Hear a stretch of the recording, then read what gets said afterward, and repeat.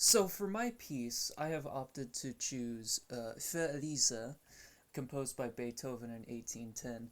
Now, the piece wasn't actually published until 1865. It was about 40 years after Beethoven died. I couldn't find a reason for why it was composed so late, just that it was composed so late. Now, why did I choose this piece? So it was first it was the first classical piece that I remember hearing when I was younger. It was in a Disney show that I used to watch when I was younger, and it was called I believe it was Hey Jesse. Yes, this show.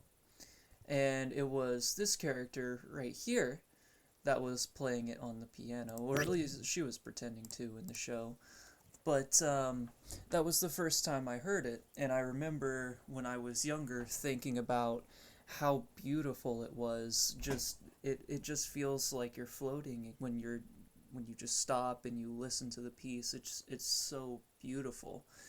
And another reason I chose it is because I have a deep fascination for German culture, not only because I myself am partly German, but I took German in high school, and learning about some of the culture over in that country in high school just made me even more interested in it, and it just grew this love for Germany inside me that I still carry with me.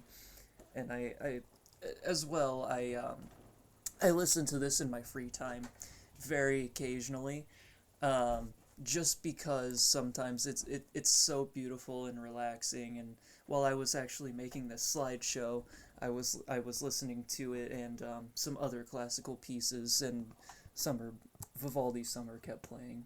Um, Anywho, about the piece, so it's a bagatelle, and I didn't really know what that was before diving into this. Apparently, it is more of a whimsical, shorter piece, kind of that's meant to be more emotional.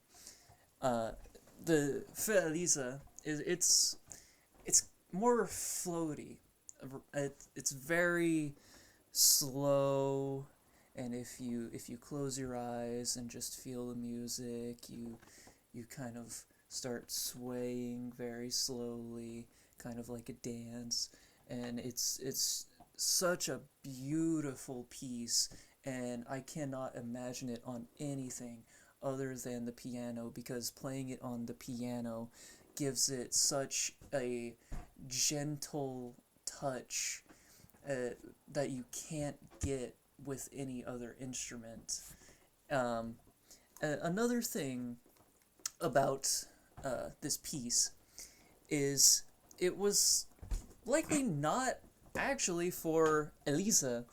It was actually more likely to be for Telesa, however you pronounce her name. It's her right here, I believe.